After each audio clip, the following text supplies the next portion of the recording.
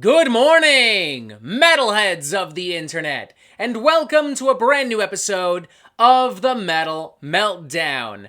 Today we're talking about a brand new studio album from Job For A Cowboy entitled Moon Healer. This is the fifth full-length studio album and the first in nearly 10 years from this American death metal and extreme metal crew, originally formed in the mid-2000s as a more straightforward kind of deathcore band, playing things pretty raw, dirty, muscular, and nasty. Fun fact, their debut EP, Doom, was actually a massive influence on the then emerging subgenre of deathcore, but with subsequent releases the band have gotten more provocative, more brutal, more technical, eventually transitioning into a full-blown progressive and technical death metal band with 2014's Sun Eater. And then a whole lot of nothing happened. Job For A Cowboy appeared to kind of disappear off the face of the earth as everyone within Job For A Cowboy suddenly became very busy with, this fun thing called life. These fun things called families, children, jobs, that sort of thing. They grew up, to be blunt, and they had to go be adults for a while. Yeah, it sucks, definitely,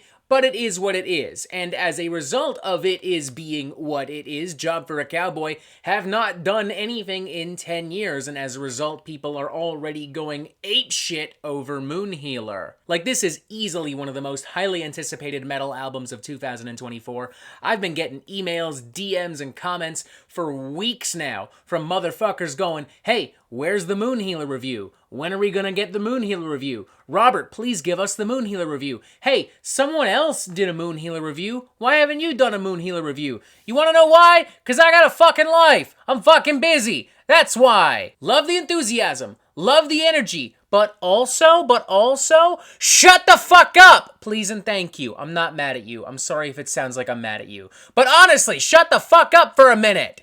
So yeah, anyways, long story short, people are going fucking bananas over Moon Healer, and I can definitely understand why, because the hype is valid. The hype is real. So real that you could probably grab it, like, with your hand. This is, in many ways, even bigger, better, and bolder than 2014's Sun Eater, expanding on a lot of its lyrical themes and ideas and unleashing some of the most intricate and funky and over-the-top and bombastic arrangements and songcraft that I think I've ever heard from Job For A Cowboy. It's probably a little bit too early to say definitively that this is like the best technical progressive death metal album of 2024, but I will say, everyone else in this genre daring to release music in 2024 has got some pretty fucking stiff competition right now.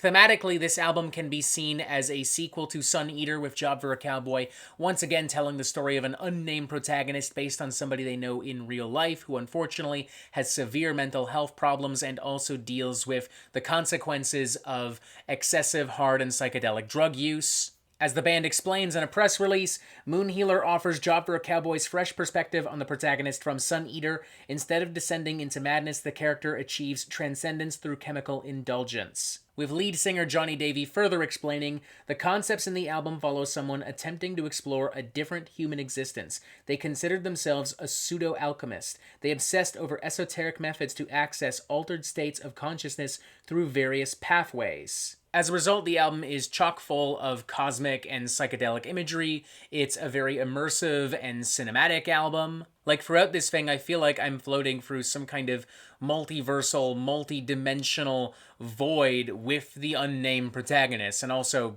maybe doing a shitload of drugs. Job For A Cowboy's particular take on technical and progressive death metal is a huge bonus as well, because it's not as high-octane or as battering as, say, Archspire. It's a lot moodier and a lot more emotional. Job For A Cowboy aren't racing to the finish line the same way that nearly every other modern tech death band is.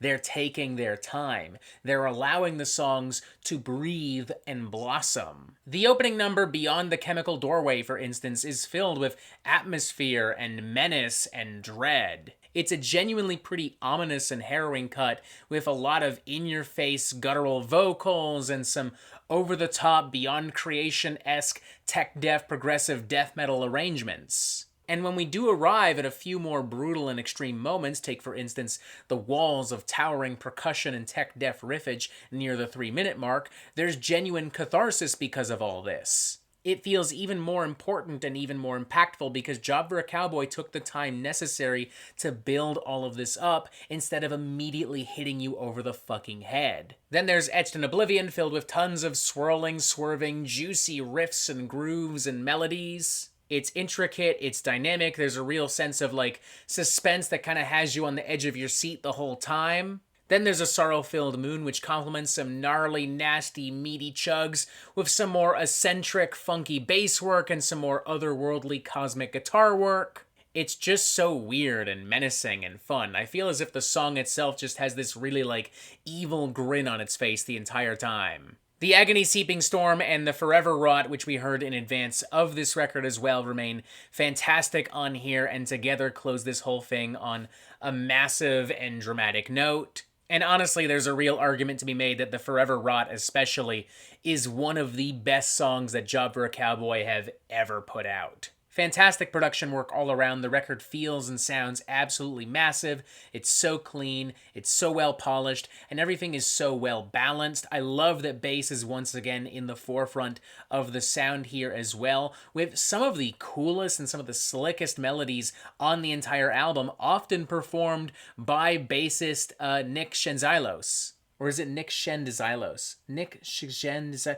I don't know how to pronounce your name. You're doing a fucking bang-up job, buddy. Love that he's taking advantage of this, too, and just dropping some really funky, technical, over-the-top licks and beats here as well. Like, there are some little riffs and ditties and bits and pieces that, honestly, would not be out of place on a full-blown funk metal album. He is just rocking it here. I will say that I think that Moonhealer lacks that element of surprise that Sun Eater had back in 2014, but I'm not really going to hold it against the band because part of why Sun Eater had that element of surprise is because so many people still thought of them as being like a deathcore death metal band, and then they dropped, like, you know, the most progressive, technical, badass gnarliness of 2014, and it was like, what the fuck? I'm feeling a solid 4.5 out of 5 on this bad boy. I think it's incredible, and I think if you're looking for some badass, modern, technical, and progressive death metal with a lot more heart and substance, then boom, you have found it. In my interview with Johnny Davey, he seemed to imply that he wasn't sure what Job For A Cowboy would be doing next, if anything.